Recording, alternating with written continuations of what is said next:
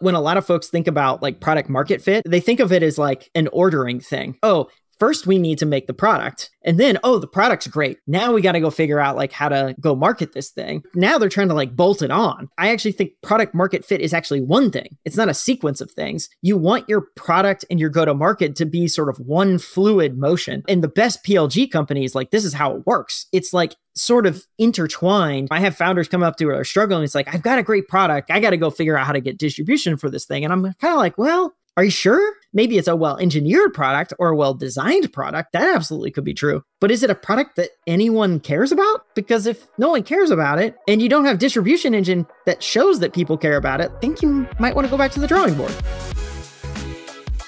Welcome to The Peel, where we explore the world's greatest startup stories. I'm your host, Turner Novak, founder of Banana Capital, a venture capital firm with the funniest podcast. My guest today is Wade Foster, co-founder and CEO of Zapier, an automation platform that helps you work faster. Wade and his co-founders, Mike and Bryan, started the company in 2011 and have always done things a little bit differently. They're a tech startup based in Missouri, have run a completely remote team since 2011, and raised a modest $1.3 million seed round after Y Combinator in 2012. Zapier hasn't raised outside capital since then, despite crossing 9 figures in annual revenue a few years ago. They did do a secondary sale to Sequoia in 2021 at a $5 billion valuation. Wade shares his contrarian framework on product market fit, how he deals with imposter syndrome, how he delegates without losing track of the details, shutting down Zapier for a week-long AI hackathon in early 2023, and all the cool AI and large language model powered products Zapier is now building that came out of the hackathon. I love this conversation, and I think you will too. Quick shout out to Vlad Magdalene at Webflow for introducing me to Wade. Now, let's jump in after a quick word from Secureframe. To automate your work, there's Zapier. For automating compliance, there's Secureframe, giving you more time to focus on growing your business. If you're building a new product, the last thing you're probably thinking about is compliance, security, and privacy, and that's where Secureframe comes in. Longtime listeners are very familiar with Secureframe, the automated compliance platform built by security experts. Thousands of your favorite startups like Angels, Coda, and Ramp are already using Secureframe to get, stay, and automate their compliance with security and privacy frameworks like SOC 2, ISO 27001, HIPAA, GDPR, and more. I'm an investor in Secureframe, and I recommend it to every founder I meet. Join hundreds of other listeners and click the link in the show notes to get started on a demo with Secureframe's in-house team of compliance experts and former auditors. Thank you, Secureframe. And now let's talk to Wade Foster. Wade, how's it going? It's going good. How are you, Turner? I'm excited to talk about Zapier.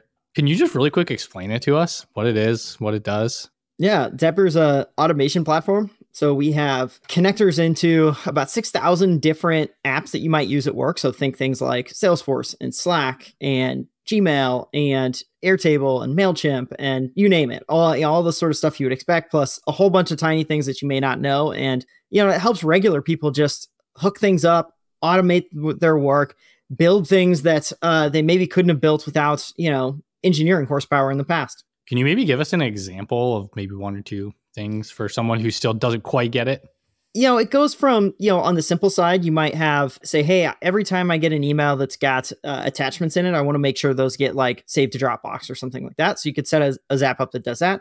To things that are more complicated. Say you're running like advertising on Facebook and you have lead forms where you're collecting leads. Those you could set it up so that those leads run through like a lead score where you can say, if they have these characteristics, I want to send them, over to my mailing list. But if they have these characteristics, I want to add them to Salesforce and I want to send a text message to like my top salesperson right away to contact this person. And so you can, it can start from anything that's simple to like, complex automations that span like an end-to-end workflow that you might have inside of a business. So it kind of sounds like anyone who uses a computer to get work done can use it. Yeah, it really is targeted to like basically people who, sit at a laptop to do work.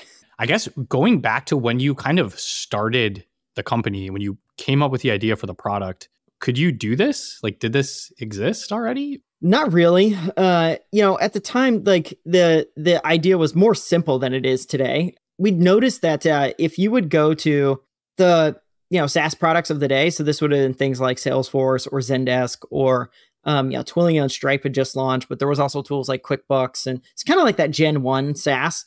And at the time, user forums and public facing communities were like really popular. So if you remember like Get Satisfaction and User Voice and things like that, they were super trendy. And it let customers basically in public tell you everything about the product that they liked, disliked, add feature requests, all this sort of stuff. And you would go to these, and inevitably, like, there was always a very popular category of post, which was integrations.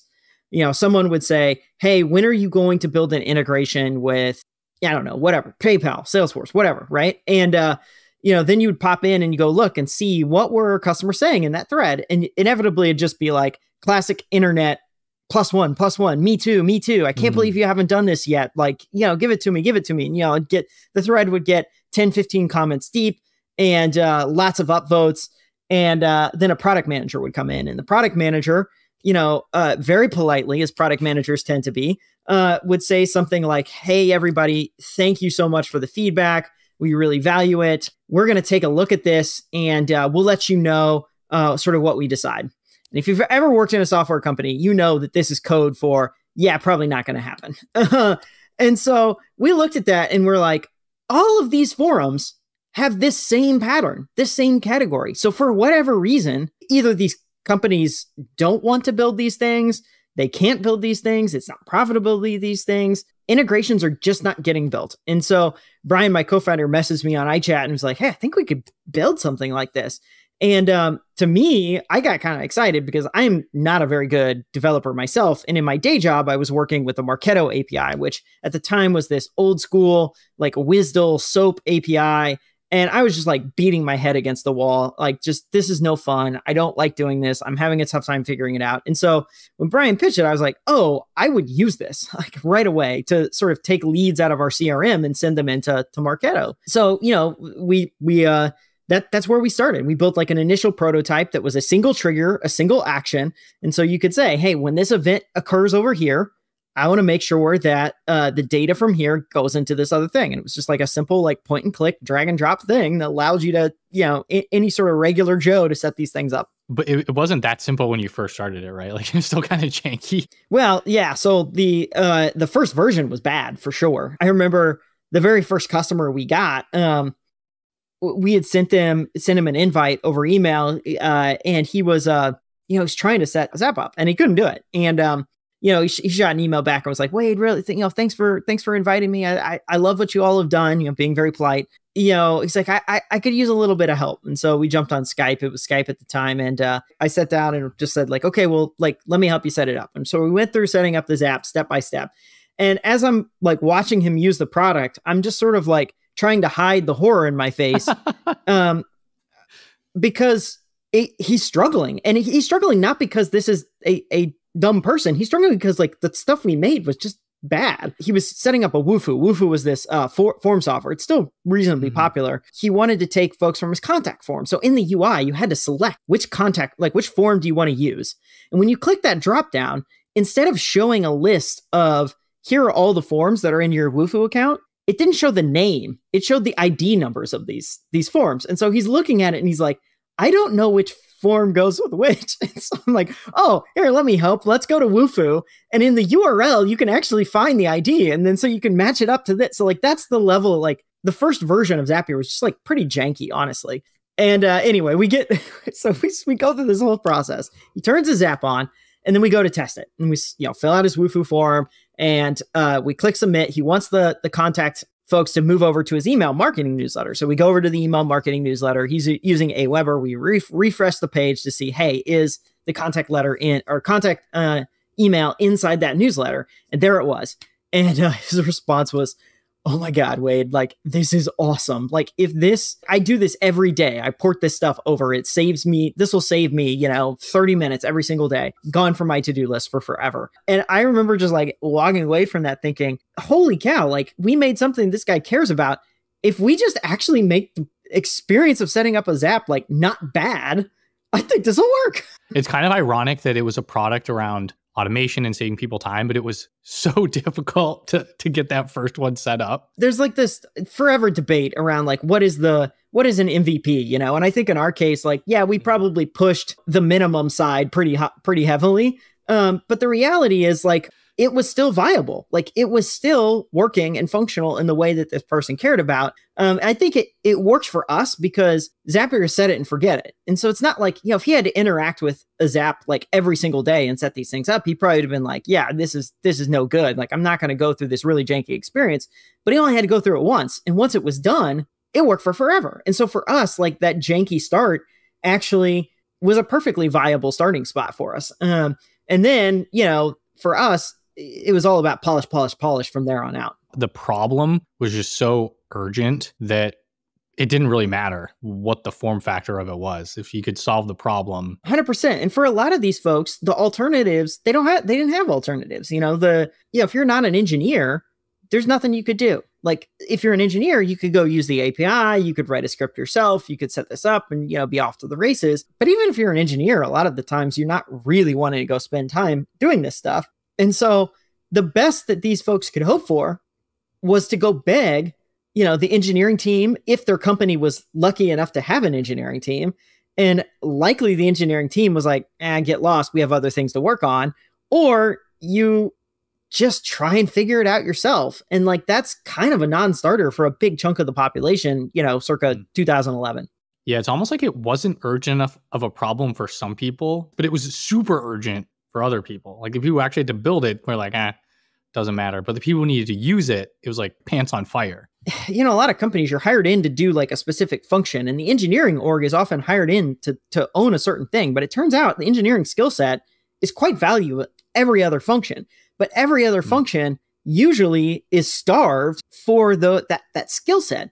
And the engineering function doesn't actually want to go help with those things because they actually have a thing that is more pressing to go attend to. And so all these other functions could benefit from the skills, but they didn't actually get hired in with those skills. Those functions don't exist. And so all the jobs that require that skill set, that team is sort of left wanting. And this is sort of, I think, a big part of why no code has been such a big trend over the last 5 years is because people realize hey, there's a lot of folks that if you just gave them the tooling to do this stuff, they would happily go make it happen themselves. But you got to, get out of Python or JavaScript or what have you. You got to provide it in a, mechanism that's going to be relatable for them. And you've mentioned before this concept of, product market fit. How did you know that you had it? Was there a way that you think about product market fit specifically with Zapier? Michael Seibel, who's the runs the batch over at YC, always has this way of saying if you have to ask if you have product market fit, you probably don't have it. And in some ways, our experience mirrors that because I'd worked at a startup before Zapier, and I was hired in as the marketing person, the marketing intern or whatever. And they built this. It was very well engineered, well designed product, and I was there to sort of go figure out how to get customers for this thing. And candidly, I really struggled. In fact, I thought at some point in time, they were going to fire me because I just wasn't being successful. I was but I was learning a lot and trying a lot along the way. I was learning how to do SEO and PPC and email marketing and content and biz dev and sales, inbound, outbound. I was trying all of this stuff. Now, perhaps not trying well enough, or at least at the time I thought, hey, I must not be very good at these things because it's not being successful. But, I did this for over the course of 18 months. So I was grinding on this. And at some point in time, I had convinced myself, perhaps for my own sanity, I don't think that people actually want what we've made, even though it's well engineered, even though it's well designed. I think we're sort of just barking up the wrong tree, wrong customer, wrong feature set, wrong priorities, etc., because just nothing's happening here. Whereas with Zapier, the experience was kind of the exact opposite. The product wasn't well engineered. It wasn't well designed, but when we put it in front of folks, when we helped them set up their first app, the reaction was always quite similar. It was oh my gosh, this is incredible. This is awesome. And so the better we made, the more we polished the product, the more we, made the engineering more sophisticated, the better the reaction from customers got. And it just kept growing and growing and growing and growing. And so it's not that Zapier was easy. It definitely was hard, but it felt like all the problems we were facing were things that were, it's we just sort of worked our way through it. Whereas this other one, it just sort of felt like I was trying to push this, ball up a straight vertical hill. It's I can't, I'm not Spider-Man. I can't walk up the side of a wall. It's just not possible. And so I do think product market fit feels, if you've got it, it sort of feels like the boulder is rolling down the hill and you're just trying to catch up with it. And it's this is working and I'm not even sure why. And so for us, it sort of felt like that, where it was we kind of got it and it works. Was there maybe a framework to think through when something is working or isn't working? We were at the time, this is sort of around the emergence of things like the lean startup and, customer development and, Eric Ries and Steve Blank were doing his stuff. And so we were like reading all that material and pretty familiar with, the concept of an MVP and like how to do this work. And so, we were thinking a lot about like, okay, what is the like thing that a customer actually wants here? And how do we try and get as close to that as possible and see what the reaction is? And so, that was a big reason why like we were actually okay shipping a product that was, or like giving access to a handful of customers in sort of like a limited window that we knew like, hey, this is not the end state. This is just the start. And then we were going to take that feedback and go make it better every step of the way. And so we were using those like ideas and concepts like pretty liberally. Really want to jump into this company that you were at before Zapier, before getting in, but it sounds like that company, Veterans United, kind of had some of those values or, all distilled in the way they operated. Yeah. So Veterans United was actually in between that first startup and this one. And Veterans United was also like a formative place to be. I think the thing that we learned a lot from them, it's owned 50-50 by two brothers. These two brothers they'd sold a couple of companies before, also bootstrapped entirely. Veterans United, bootstrapped entirely. How big is it? It's like owned by these brothers. They do, I think they sponsor like a sports stadium or something like that in Virginia or something like that, maybe, or like a big amphitheater. I don't know. So like they're doing big company stuff here, right? Like this is not, sort of a nobody company. I think their number one competitor is USAA, I want to say. So if you've seen like the USAA loans, like they sell to veterans in the United States. They specialize in a veterans home loan is what it's called. They took off during the financial crisis, selling mortgages of all that, if you could believe it. And so like sort of feels like weird. It's like, wait, how are they doing this? And well, it turns out the government backs a VA loan. And so when all these other folks are struggling with mortgages, this is actually a safe haven. It's like, this is the type of mortgage that you want to get. And so they're really specialized in, very good at online marketing. So they know how to like pull in the folks searching for, a VA home loan. And then they get really good at operationalizing that stuff on the back end. So at first they were selling these leads, but then they realized like they could actually make a lot more money if they actually underwrote the mortgage underneath it. And so that's what they started doing, is they figured that was the more valuable bit. So it's just like very good at marketing, very good at operations. And when I joined, this machinery was all built. Like they were already like, I contributed very little. So many other people sort of get the credit for this, but I was employee like 500, and then left 10 months later, as we were starting Zapier, and there was 1,000 employees there at that point in time.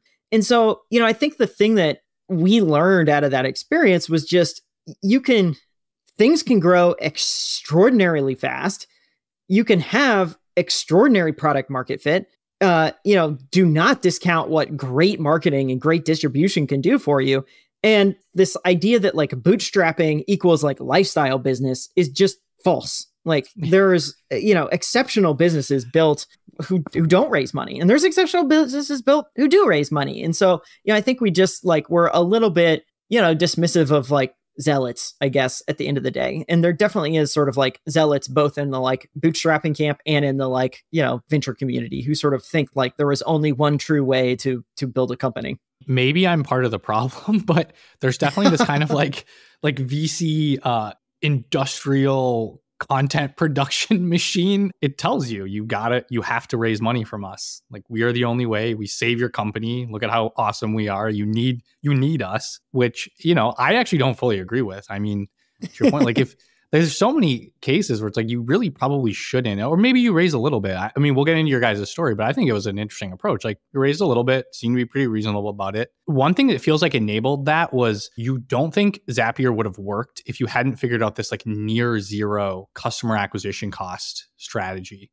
Can you just kind of maybe talk through that? One of the strengths of Zapier is our SEO engine. And, it's sort of the way it works. The thing that we recognized was that, we sort of borrowed this from this guy, Patrick McKenzie, Patio 11. He's like somewhat popular on the internet, Hacker News community, things like this. But, maybe before you knew him as, sort of Patio 11, the money man or whatever, like he had this like small indie site called Bingo Card Creator. And he wrote a lot about how a bingo card like creator worked. And you might think like, what does a SaaS company have to learn from a bingo card creator? Well, it turns out like quite a bit. What we thought was like a pretty novel thing. And he realized that if he was going to get distribution for his bingo cards, he had to find a way to rank for like various keywords. And, when he looked at like did some basic keyword research, he started to realize that there's a group of folks who like are constantly looking for bingo cards. A lot of them are teachers. They're trying to do lesson plans and things like that. Turns out there's a lot of different subjects in school. And so it's like, hey, do we have a US history bingo card? Do we have a world history bingo card? Can we have a physics bingo card? Can we have a algebra bingo card? Can we have a XYZ bingo card, right? And you could sort of sit down and dream up like all the different permutations of a bingo card that you might want to have. And the thing that he figured out was like, how can I make it really easy to build a specific landing page for that exact type of bingo card, a US history bingo card, an algebra bingo card? And how can I make it so that it is as cheap as humanly possible to make a card that targets that exact thing? And so he made a little CMS. And then he hired, I think it was a stay-at-home mom who was looking to make a little bit of extra money while, she was like working with an infant in her lap or whatever, and just said, hey, I'll pay you for every single page that you can make. And so she would just sit there and just think of, and I think she actually was a former teacher, so she would just think through like all the things that she would want at school. I think I forget the exact math, but like call it, it cost him like $1 or $2 to make a landing page. And he knew that for every landing page he made, he would generate 2 or 3 sales. So not much. Like it's not like this is a highly profitable endeavor, but he would sell them for like 10, 20 bucks a pop. So if you think, oh, it costs $2 to make the page and I can sell 2 of these, all of a sudden it's like $2 to make it and I make 40 bucks on the other side. So like the math sort of makes sense where you're like, hey, this is a like decent little setup. And so we look at this and go, oh, that mechanism is actually quite interesting, because it turns out when you're looking for integrations, it has the same phenomenon where it's like, I want to connect, Salesforce and Marketo, or I want to connect, HubSpot and a Google Sheet or whatever, right? Lots of different permutations and combinations of these things. There's probably not that many people searching for any particular one, but if you have a lot of these things, there probably is a lot of people searching for the category of these types of integrations. And so our entire strategy then became, let's make sure that we have landing pages that are specifically targeting these things. And then we need to keep adding more apps to the platform so that we can have more pages that folks come looking for. And so that ended up creating a very low customer acquisition cost, because you would go search, and this is organic search, this is not paid search, mind you, for these things. You would find Zapier in the, front page of the listings. You'd click through, you'd sign up for a free trial. And, as soon as you'd upgrade to paid, we're basically profitable from day one, because we didn't really pay that much to acquire the customer. All it cost was the amount to build the integration. And that was like a relatively low upfront cost for us. And so it definitely enabled a lot of interesting dynamics in the business to help us scale to where we were. Your product and distribution were kind of the same, or they just intertwined and worked so well. I don't know if that's fair to say. I think that's 100% true. I think like when a lot of folks think about like product market fit, they think of it as like an ordering thing, where it's like, oh, first we need to make the product, and we're going to make this product that works this really well. And then, oh, the product's great. We've got a great product. Now we got to go figure out like how to go market this thing. And then they're trying to like bolt it on. And it turns out, like, I actually think product market fit is actually one thing. It's not a sequence of things. You want your product and your go-to-market to be sort of one fluid motion.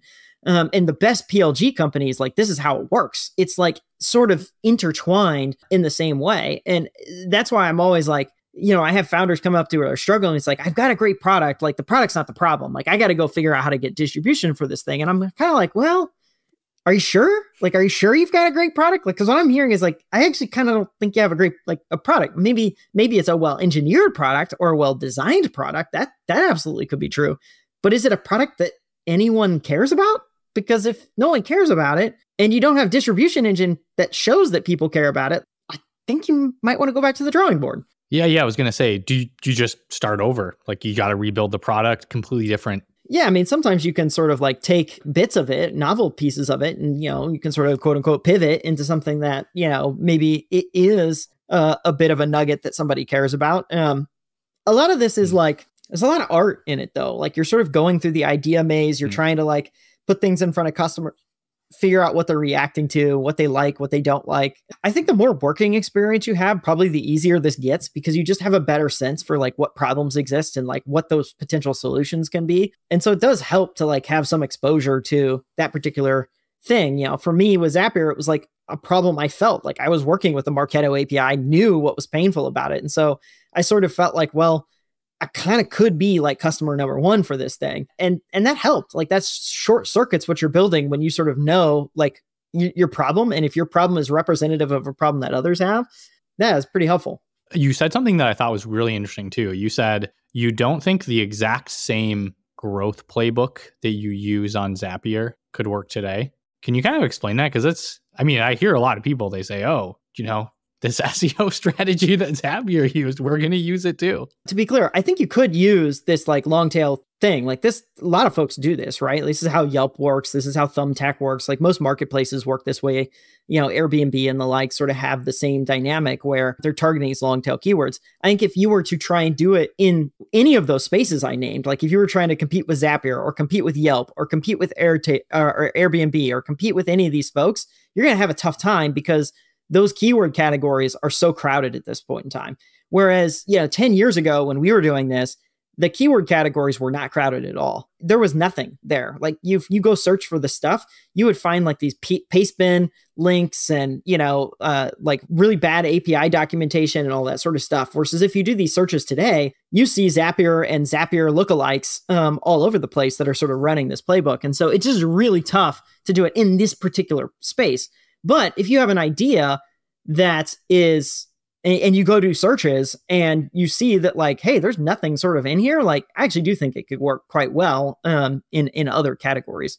You need to find new and under competitive distribution channels, and kind of relating 100%. Back to what you said earlier about, combining the product and the distribution.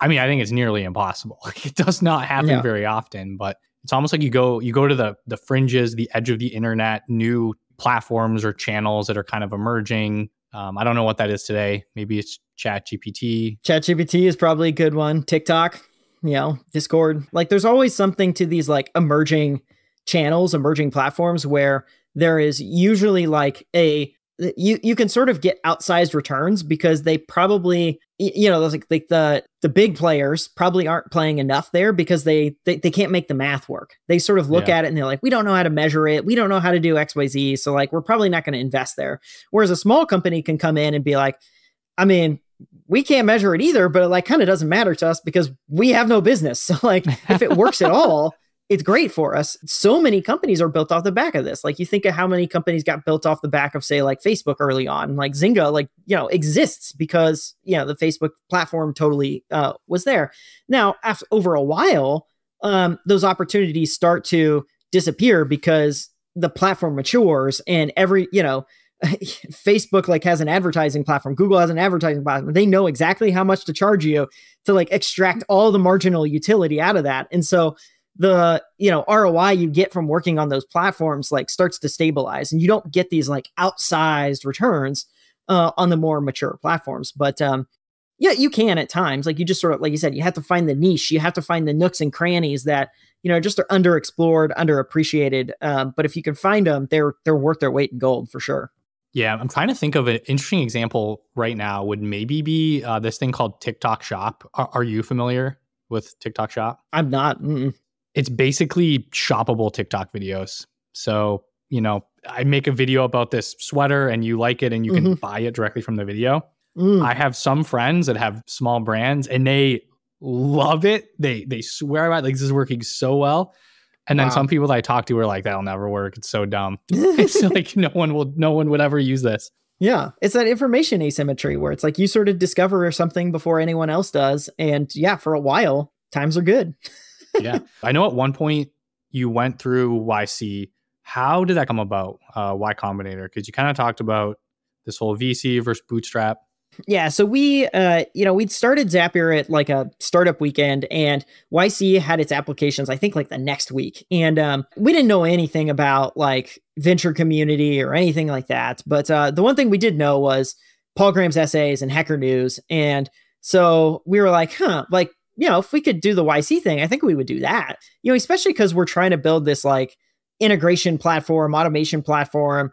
And, a big part of that strategy is like hooking into all these different folks. And we're, sort of three random, like more or less kids in the middle of Missouri at this point in time. And it sort of felt like, it'd be nice to have a little bit of credibility, and YC felt like a way to get some of that credibility to sort of get a little on the inside. So anyway, we apply for it and we sort of get straight rejected the first time around because it sort of makes sense. It's like, we had nothing to show, like we had barely a prototype. And if you looked at any of our resumes, our track records, we didn't really have much to show there, and so we were like, okay, well, that sort of makes sense. And didn't deter us. We're like, we'll just keep working on this thing. And so we just worked on it nights and weekends for the, next like 6 months or so. And, we felt like, hey, maybe we'll try the YC thing again, when the next batch comes around, or maybe not. Like it was just sort of like a little bit of a flyer. Like if it works, great. But if not, we're going to keep doing this thing anyway. So anyway, like the next batch does come around. We've made a lot of traction at that point in time. I think we had about 1,000 people on a beta. We had about 10,000 on a waiting list. But we also had a fair number of YC companies that were using Zapier. And so when we went to go apply again, we started to ask for, hey, like, can you give us some tips and tricks on like how to apply? Like, is recommendations a thing? Can you like, tell them that you like our product and stuff like that? And so, we applied the second time. And, I do think like just the fact that we had just demonstrated, from application 1, it was like, here's all the things we're going to go do. And by the time application 2 came around, it was like, and now he had done them. And it was like, and they are working. And so it just sort of made it one of those things where it was like, okay, we don't have a track record, but the second time around we did. It was a short record, but it was, a pretty legitimate one. Even still, it was like kind of a nerve-wracking, experience going through their whole interview process and whatnot. But at the other side, they did accept us. And so we ended up going through the summer 2012 batch, which had Coinbase and Instacart and Benchling and a fair other, like, it ended up being a pretty good batch. Yeah, those are some heavy hitters. You're like the maybe 4th, 5th, 6th biggest company out of the batch. Yeah, we're kind of lower on the list. Yep. Yeah.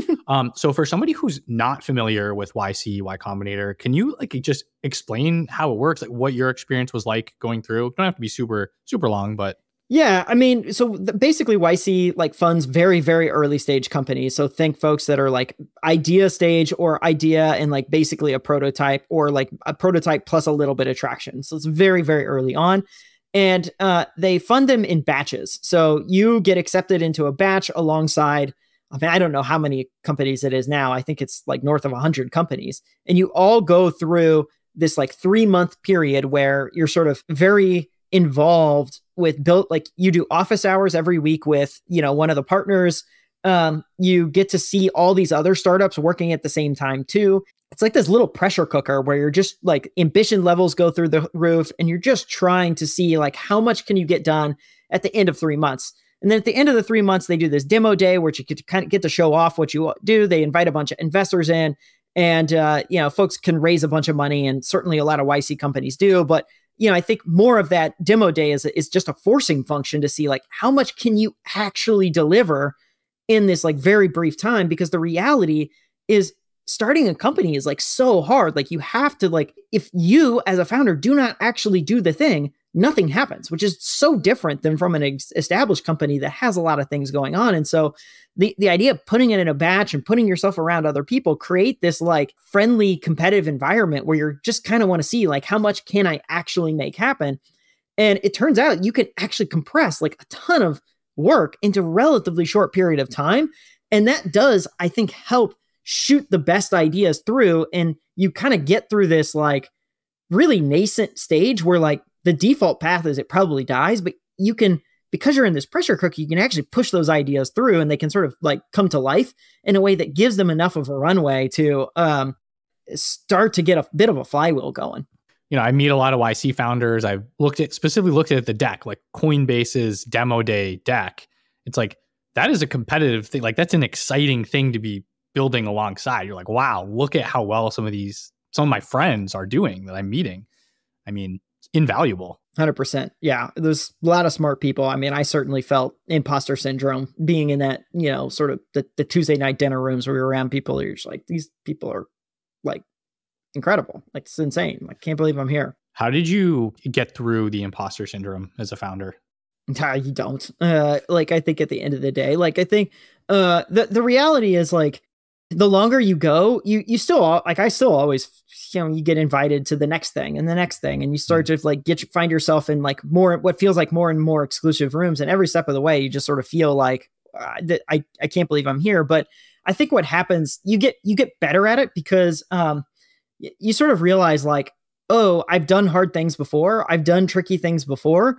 And so, yeah, this one's going to be tricky too, but I know that I can figure things out. And so you'll get kind of tossed into those things and you're just like, okay, let's go figure it out. I think there's like a certain naivety that sort of like helps you just work your way through some of that stuff. And the reality is like all companies are sort of like this.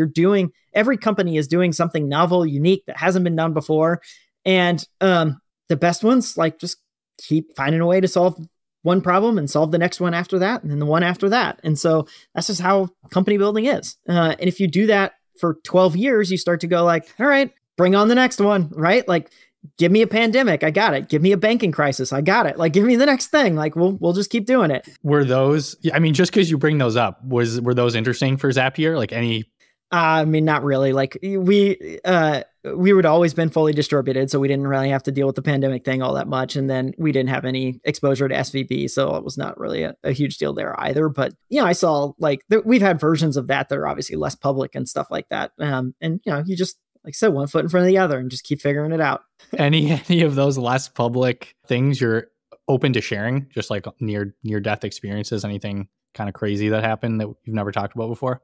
The bigger mistakes we've made are things of inaction, to be honest. And I think these are things that are probably less relevant for a very early stage founder, but there are things that happen as companies grow that are really important where, as you grow, hire all these folks and, you hire really smart, talented people and they have a bunch of advice, but alongside that comes in process, it comes in rigorous thinking, comes in a lot of things that are quite helpful.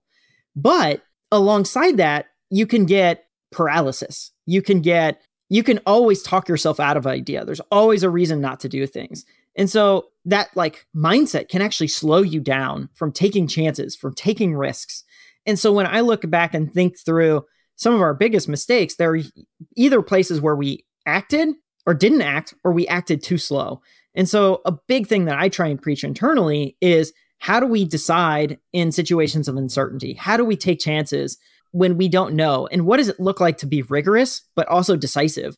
And so those are the things, like, without getting into specific stories, I do think are really important for companies that are growing and scaling to, sort of keep part of their DNA, because if you don't do that, you will sort of tap out eventually, because somebody else is going to be coming up right behind you, willing to take a big swing, willing to do something insane and different that like the math doesn't check out, but it turns out is actually quite interesting. I had a conversation with Atai Damti at Unit. He has this concept of operating with precision, which, to really distill it down, it's basically take small measured steps in the most highest priority thing of whatever you need to do.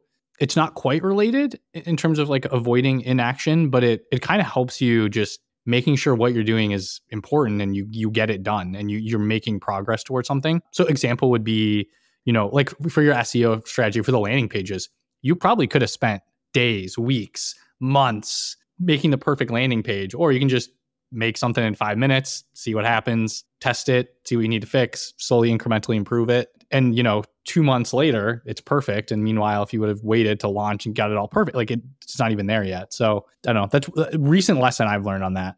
The one I liked recently is I heard Jensen, the CEO at NVIDIA, talking about how he likes markets that are the market's zero. And basically the idea is that like he wants to be in markets that the biggest markets over the long term are usually the ones that don't exist. And so he wants to be there at the ground level, and then he wants to surf the wave to the highest heights. And so I always thought that was like a good mental model to think through. It's like, oh yeah, the best ideas often are going to be ones that look a little weird and atypical because they're nascent. They're not all the way fully formed yet. And it kind of comes back to our distribution conversation where, the best marketing and strategies are in niches or in things that look small, but they've got an exceptionally high growth rate, exceptionally high track record. And if you sort of catch on to those early, you're positioned to, have a decade plus worth of, gains over the long haul. Yeah. I mean, even in your batch, Coinbase, like at the time, Bitcoin what is it even? And now, yeah, I mean, I remember like Bryan was like handing out Bitcoin during our batch and stuff like that. So it's, it's kind of wild. Yeah, it's like if you come try it out and I'll give you free Bitcoin and whatnot. Wow. Unfortunately, I did not do that. Oh, geez. But Okay. Well, yeah, I guess kind of going back to that demo day. So did you guys did you present? Yeah, everyone does like a 3-minute demo at the very end. How was your presentation? Do you remember? It's fast. Like, I think the thing that they really drive into you, PG really drives into you, is that you get 3 minutes, and they actually made them shorter because they used to be much longer, but they realized that, the longer they were didn't actually mean better. And so the thing that they really drive into you is that folks are going to remember 1, maybe 2 things at best about what you're talking about. So just condense your entire thing down to the 1 or 2 things that absolutely matter most. Just talk about that and don't spend any time on anything else, because most founders get mired in all the details and all the complexity and just do a bad job of saying, this is what we're making. This is why it's a problem. This is who has the problem. This is how fast we're growing. And if you sort of like nail those things, that's usually enough for somebody to go, okay, I'm interested. Let's talk more. Do you remember what that was for Zapier? I mean, for us, it was the fact that like people need integrations and the number of apps that exist is huge and it keeps growing. And if it keeps growing at the rate it's growing, there needs to be a company sort of sitting at the center of this, helping connect everything. It seems like all the cloud software was sort of hitting scale or had like inflected at just the perfect time. 100%. Like Stripe had launched the year before, Twilio had launched the year before, SendGrid had launched the year before. So like all this idea of like APIs and like connecting to stuff was just starting to be a thing. There was some, like Salesforce had an API for a while, but like beyond them, like really wasn't that much. And if you'd have sort of waited 2 years later, it was sort of de facto the way you do things. So it was sort of like right in that moment when this was starting to be a pretty critical problem. One of the things I've always just admired about what you've done, you've basically zigged when others zagged. One of the things was related to fundraising. You essentially only raised money issuing shares one time. You did a $1.3 million seed round right at YC. Can you just explain what you did, talk us through it, rationale, all that stuff? That is right. So we, when we started the company, we're in Central Missouri. There's no such thing as like investors in Central Missouri. So like, we're just like, well, you just bootstrap. We had the Veterans United experience. So we knew that like, okay, that's how companies get built. You better not spend more money than you make. Like that's sort of just how you survive as a business. Looks a lot like personal finance at the end of the day.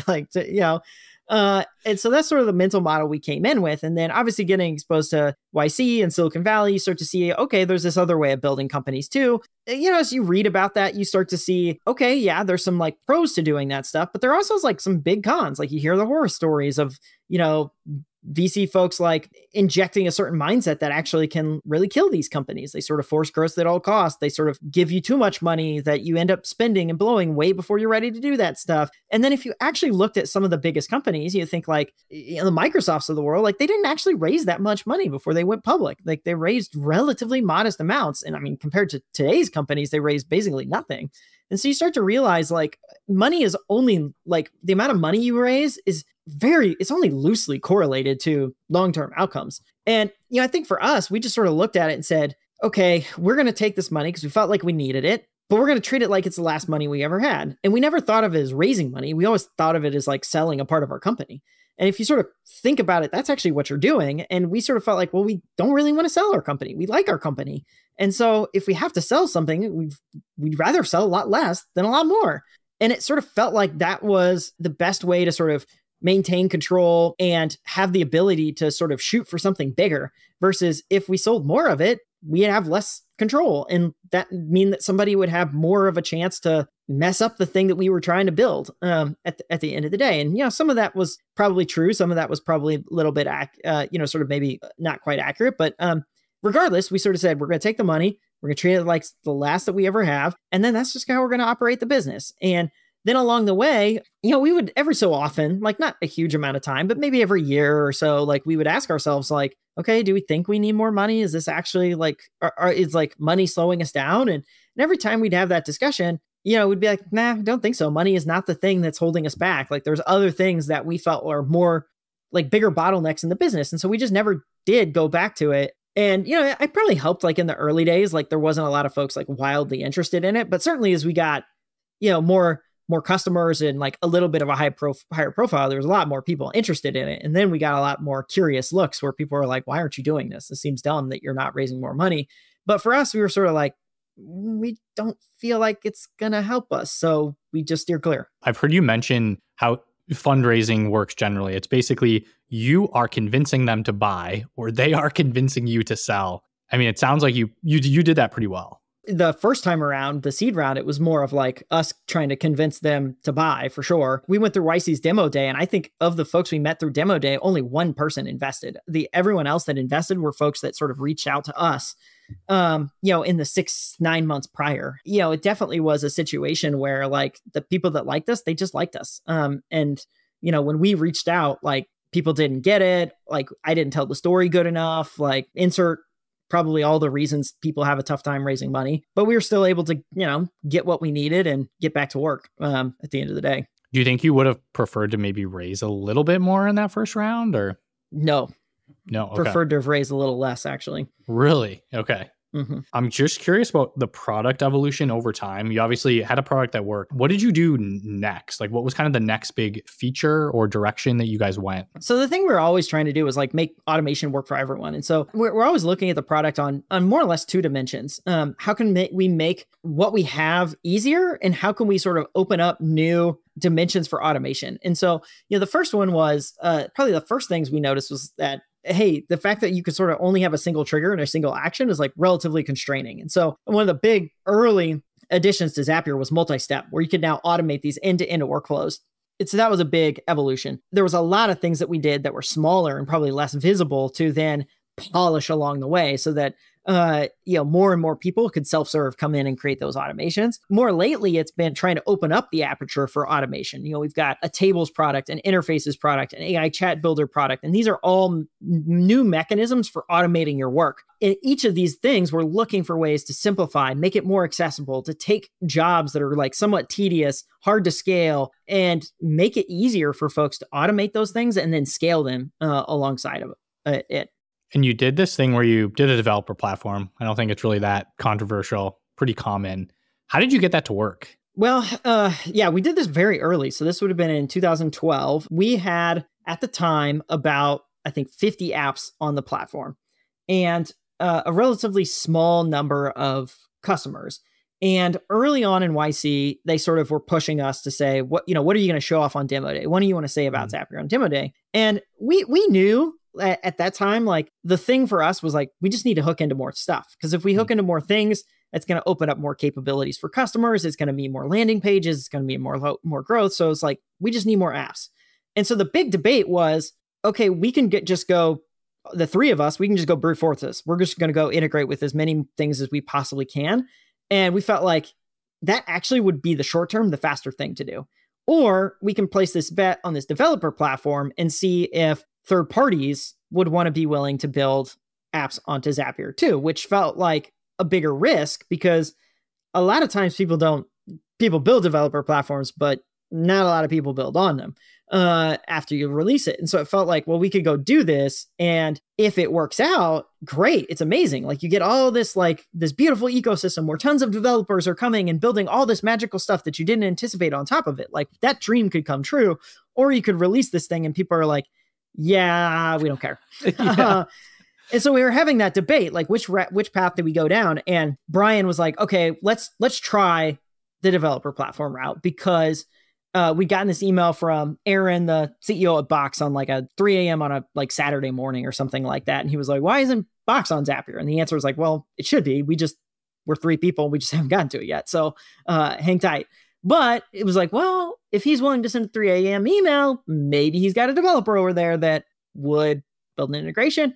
And Bryan felt like he could build V1 of this in, I think he thought he could do it in like a week, 10 days, something like that. And so we're like, well, if he can do it that fast, then what the heck? We might as well try, because if we get sort of this like magical ending, it'll be worth it. And so, that's what we did. And from there, we were starting to get some inbound interest. Folks like Aaron were saying like, hey, why isn't this on this? And so we started to take that inbound interest and say, hey, we've got this developer platform. We haven't launched it yet. Why don't you build on this and we'll help you? And so we had about a dozen folks that we worked with, and including some like relatively popular folks who were a part of that. So like HubSpot was a part of that. ActiveCampaign was a part of that. There's a really popular WordPress plugin, Gravity Forms, that was a part of that. Early like 12 companies or whatever. We launched, we had like these names plus like, probably another dozen associated with it, and said, great, we've got this developer platform, come integrate stuff. And TLDR, it worked. Like, it wasn't necessarily this thing where like, it was like, oh, now everyone's building on top of it left and right. But it just sort of was this like steady up into the right thing where the flywheel was just working. We're getting more customers, we're getting more apps, that's attracting more apps, which is attracting more customers, which is attracting more apps. And the flywheel just started to grow faster and faster and spin faster and faster as we went. And so, I think then our job became just polishing the flywheel. So you can think of the three of us and the staff we're hiring is sitting there figuring out, anytime there's friction in this process, how do we make it go faster? And so we're trying to get in there, help customers, help developers, and trying to grease the flywheel. I think a lot of times folks think like, oh, you build it and this like magical thing just works. It's like, well, no, you can see how it could work. Like you sort of have it going, but it's going really slow. And you're just saying like, okay, well, how can I get in there and like just push it? And you just keep pushing a lot. And the more you push, the faster it goes. And the faster it goes, like the faster it spins on itself. And so that's what it sort of felt like with that first version of the developer platform. And it's interesting when you think about distribution and product kind of tied together. Each new integration adds more distribution in terms of searches, and the company probably is promoting you. And totally, it's a mini little network effect there. So then after multi-step, you added collaborations.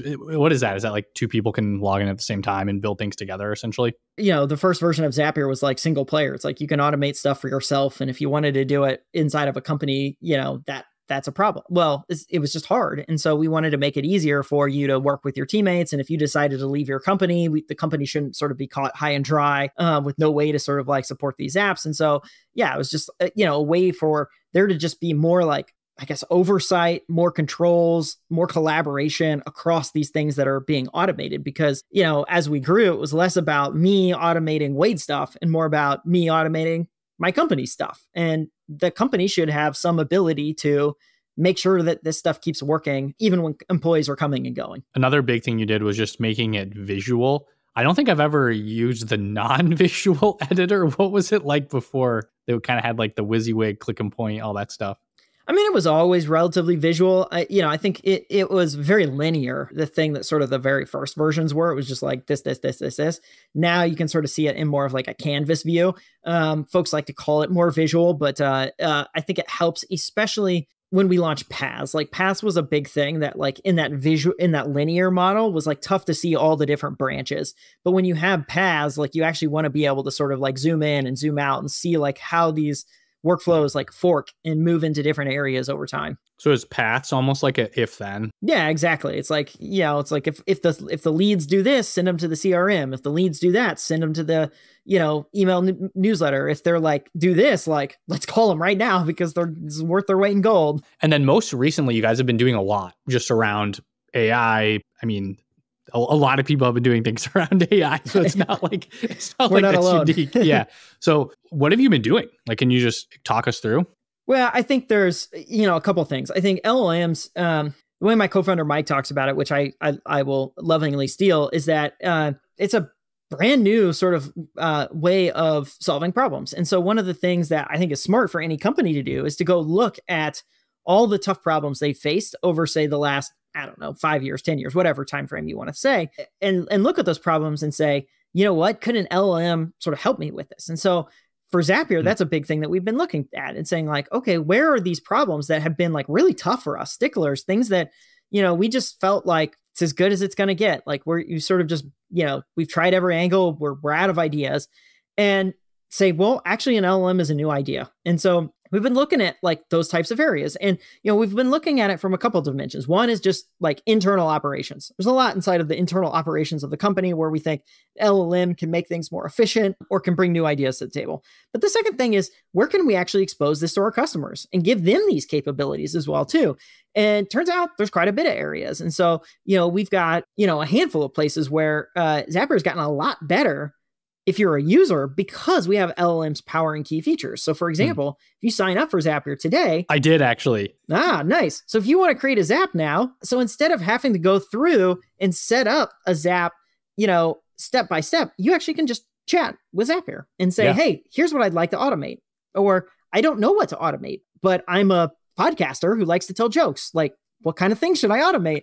And it'll be like, here's some ideas for podcasters. And then you can go, oh, actually, I would like to do that. Maybe can you set that Zap up for me? And it will attempt to set up that Zap. And it does a reasonably good job. The conversion rates are actually better than the old manual configuration route. And so we're finding that, these are ways that we can make automation just much easier for customers. And so I think that's the power here, is how can we give these powers of LLMs to automate things, and to recognize that LLMs are a way of automating stuff that is new. It's a new form factor. It's similar when Zapier first came along, you could do it without code. Well, now you can do it with less configuration. And so that's why we feel like AI LLMs opens up a whole new set of capabilities. The last thing on LLMs that I do think is also really important is most of where Zapier has spent its time is automating things that were very structured. Take this bit of data from your CRM, put it into this other application. However, a whole bunch of the world's data and information is actually in unstructured data. And it's relatively tough for us to work with an API around unstructured data. However, an LLM actually is quite powerful at working with unstructured data. It turns out you can feed it paragraphs, words, things like that, and say, extract something from here, or summarize it, or add more detail to it, or categorize it. LLMs have all these really interesting capabilities that can help you take things from unstructured to structured and back, which opens up a whole new world of automation capabilities that didn't exist, or existed in limited capabilities until they sort of have been popularized in the last year or so.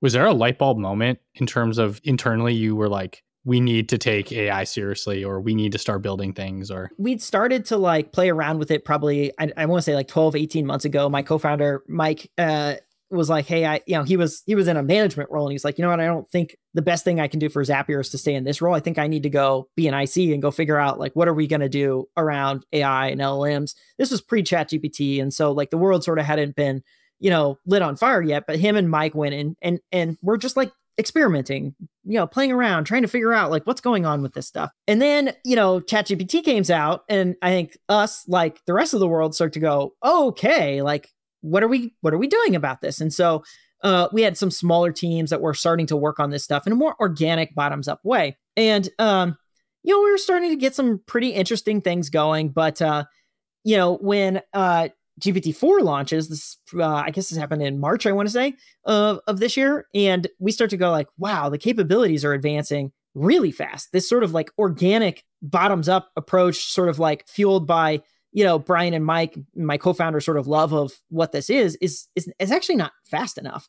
We need to sort of shake the company, for lack of a better word. And so we said, hey, we're going to call a AI hackathon, and we're going to shut the company down for a week and say everyone inside the company is going to go use AI tooling. However you want to do it, you can hack on it, you can use it as an end user, you're going to operationalize it. And the idea was just to get people exposed to what's going on in this world. That was a big pivotal moment, because all of a sudden, that's where all these interesting ideas for how can we take the product started to come to life. Instead of being just sort of an interesting idea, you started to see these things show up on the roadmap, figure out how to get a V1, figure out how to get it out in front of customers. And it was because tops down, we sort of said, hey, I know you all got roadmaps. I all know you got all this stuff that's going on, and all that stuff's important. But you know what? For a week, we're going to set that aside, and we're going to go figure out what the heck is going on with it.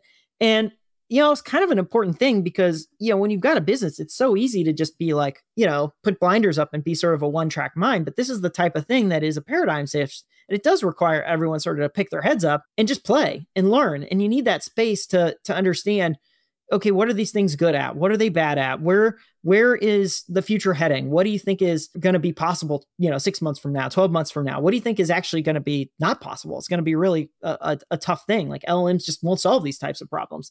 And so those were the types of things that we wanted more than just a handful of us in the company to be paying attention to. We wanted everyone in the company to say, this is actually just the new way of working that's going to be here. Yeah, that's a bold bet. I mean, I think the last public number, $140 million revenue a couple of years ago. So I'm assuming you're bigger now, but that's pretty large scale to shut the company down for a week and spend a hackathon. How do you do that? Like if I'm another founder, what do I do? I mean, I just said we're going to do it. Like, if you're the founder, you can just do it. Just say this is it, right? And if you believe it to be important, like you go do it. And I do think the fact that like, in 12 years of doing it, we've never done that before. So it just sort of, if you're doing this type of thing like left and right, you think you're probably overusing this like superpower you had. But, for us, the fact that we just didn't do it that often was one of those things where people are like, oh, okay, this is serious. Like, we're going to go figure it out. And yeah, there were some things that you sort of had to like design around. It's like, okay, we can't stop customer service. So we do need to sort of think through like how some of those like things need to keep operating. But most of the company is, you can delay what's happening for a week and it's fine. And especially if you felt like, and we did feel like the roadmaps were starting to be a little bit irrelevant, or maybe not irrelevant. We're just like, relevance too strong. It's just sort of like, there's just something much better. And so like, why don't we go start putting the things that we think are actually much better onto the roadmap? I think that's true. I mean, you just think of the way that AI is going to change how we interact with computers. It's probably one of the biggest changes in a while. I don't know, like since the cloud or mobile. The way I think about it is like, I was talking to my mom, who's been a pharmacist for, a long time. And, she started working in pharmacies before they had computers. Everything was analog. And there was a moment when these computers started showing up and it was like, hey, this is how we're going to do things. And, in that transition period, in the short term, it's frustrating because she's like, I'm fast. I know how this analog system works. I'm good at this. And this computer thing is slow. Like, I don't know, like it's slowing me down. I don't know how to use it. Like, it's different. It's weird. Like, I don't get what's going on here.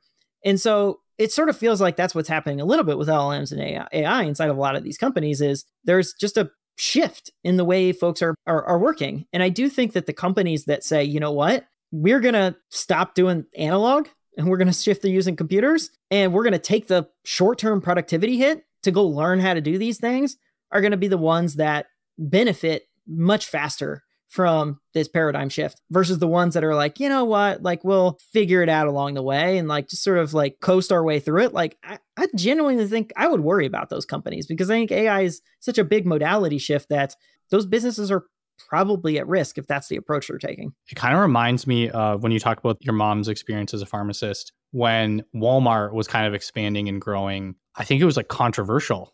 Sam Walton was like, we need to put a computer in every store. And I believe they used satellites to beam like daily reports back to HQ.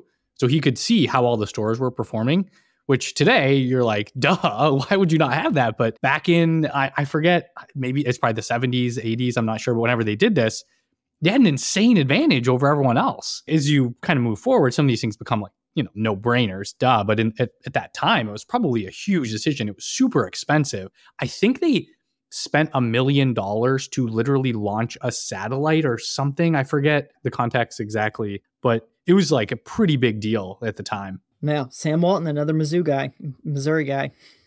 I totally forgot about that. Yeah. Well, so did any new products come from the hackathon? Stay tuned. Okay. A lot of new features though, like, if you log in and use Zapier today, like you can see AI capabilities that are enhancing existing stuff all over the place today. It's injected in a bunch of areas. But net new products, stay tuned. I mean, probably the best ones to talk about are like the ChatGPT plugin, OpenAI launched GPTs, and we have an AI actions that you can use alongside of GPTs. So we have a lot of these capabilities that you can use inside of these. And that's probably the most notable one that is public right now. What is that? Because I haven't got a chance to try that yet. How does it work? You're interacting with ChatGPT in a particular way. And then if you want to retrieve information from any of the other applications you use, or if you want to perform actions in any of the other applications you use, you can, talk to ChatGPT, and then Zapier can help assist in those actions. So you might say, hey, can you tell me what my calendar looks like for today? And so then ChatGPT will say, yes, I can. And then Zapier will make that request and go fetch your calendar and then just get displayed. And then if you want to say, okay, actually, can you add this event at this time? Or could you reschedule this one? Zapier will then call out to the calendar and say, okay, update this event on your behalf. So it's a natural language API is basically what it is. The way it takes that natural language and then it converts it again into an API request that like runs in a very deterministic way. Do you foresee this workflow, this kind of automation with GPTs, chat-based interfaces, AI native interfaces? Do you have any guesses or predictions on how that's going to kind of evolve over time? I think we're going to just see a lot of innovation happening in the application layer over the course of the next year. Chat has been, I think everybody's like gotten really excited about chat in particular. And I definitely think you're going to see a lot of products have a chat copilot type experience for every single application that you might use on the internet. You'll probably have a chat thing that's sort of helping you interact with it. But I do think that a place that is underexplored right now is non-chat interfaces. Like chat is not, I think, the ultimate interface for every experience. There's probably some experiences that are quite incredible for chat. And, ChatGPT is obviously one that I think we've all probably used and found the benefits of it. But there's other experiences where you might say, hey, this isn't actually the be all and end all. And that's the area that I think is somewhat underexplored right now. But I do think over the course of the next 12, 18 months, we're going to see a lot more founders just approaching it from totally unique and different perspectives. And, it's going to feel like what happened, I think, on the other side of the mobile era. Like the first mobile apps sort of felt like remnants of the desktop. But, as more people got to play with mobile, we invented new form factors. Like the idea of like swiping left and right is like totally a mobile first thing. And so I do think we're going to have the equivalent versions of stuff like that, as more founders have a chance to build products on top of LLMs. Is there anything you're kind of thinking about right now where you're like, for whatever reason, we're doing things different than what everyone else is? Probably the way to answer how we go about this is, one, we just like to pay a lot of attention to what are our customers' problems. I think is that old saying where it's like, if your customers are telling you have a problem, like they're probably right. They're telling you what the solution is, they're probably wrong. So we try and pay a lot of attention to, what are the problems that they're telling us? And, that tells us quite a bit. We do spend a lot of time talking to, certainly peer companies and folks in our space, trying to understand like, how are they approaching these problems? We also like to get outside of that, like go look at other industries, look at other companies, look at history and see like, how did those people approach similar situations, similar problems? What's the same about their situation? What's different about their situation? All advice is actually just like a set of experience contextualized. And so you really have to, if you really want to understand the advice, you have to understand what the situation of that company was. And then if your situation doesn't look like their situation, that advice probably isn't as good or as relevant in some ways. And so we spend a lot of time just going through the idea maze on this. And then out the other side is that's where innovation is. That's where problem solving is. And you're just trying to say like, okay, this is what we think is interesting. This is what we think is novel. And that's probably why it looks like we're zagging, is because we're just trying to do something that we think is helping our customers that they haven't, in a way that they haven't been helped before, versus just trying to do something that like somebody's already done before. If they've already done it, it's like, well, why should we waste our time? They got something good. Let's go do something that we think moves the ball down the field a little bit. Another question I really wanted to get into, you have talked about hiring a CEO coach. You said that was really helpful. The thing that I thought was really interesting that you said was you've really struggled with delegation, and that was something you got better at through the CEO coach. I am also the same way. So I'm curious what you've explored, what you've found works in terms of delegation. I won't pretend that I'm an expert at this. I love being in the details. I love understanding how things work. I think it partly what makes me good at aspects of my job. But I do think the thing that has worked for me is to really spend a lot of time with a person up front and say, hey, we are going to do a lot of time up front. I've hired you because I trust you. You are an expert. I believe in your capabilities and skills. So I want you here. I'm here because I've spent 10 years, 12 years building this thing, and I have a set of context and experience and ideas that are grounded in all this time I've spent with our customers.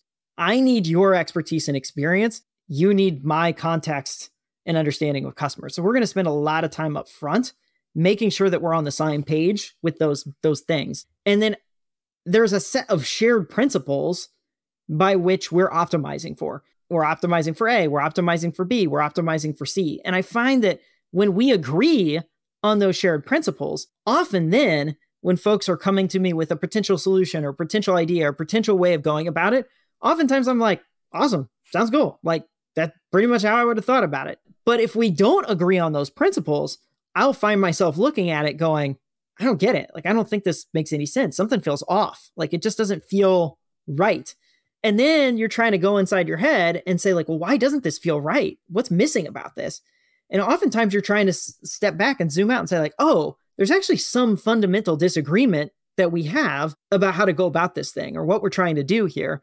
And it's useful to go inspect that and then codify that and say, hey, this is actually a core part of how we make decisions or a core part about how we approach this problem. And then the more you're codifying those things, the more it helps others make decisions, when you're not in the room. And so that's the thing that has worked best for me. I'm still very active. I'm still very involved in a lot of these types of decisions, but a lot of times it's trying to get to the heart of like, what are the principles? What are the things we care about? And then once I feel like we're there, then it's off to the races. Go, go, go, go, go. I feel really comfortable about delegating from that point on. But if we're not in agreement on those things, that's where I found it's really tough to delegate because someone goes off and just does a thing and you're like, sometimes you're like, I need you to go do X, Y, Z. And I was like, I thought you were going to go east. You went west. Now we're in a problem because like we're in two opposite directions. So we got to go figure that out.